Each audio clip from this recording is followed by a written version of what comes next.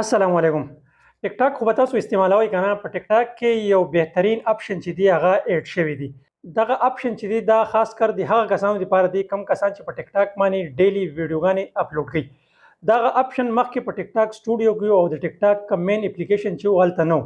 نو اوس دغه اپشن چې دی دا په ټیک ټاک مین اپلیکیشن کې دا ایډ شوی دی.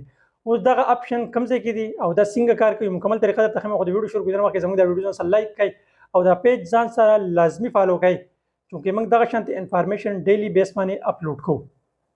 ښه ملګرو خپل ټیک ټاک چې دی هغه به اوپن کړئ.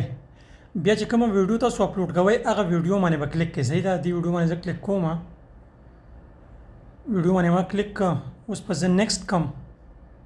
نیکسټ باندې ما کله کلیک کړه تاسو ته ښکاري مور اپشن.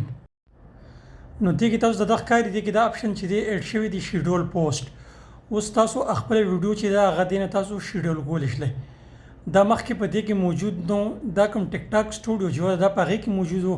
نو اوس د ټیک ټاک مین اپلیکیشن نه تاسو خپله ویډیو شیډول کولی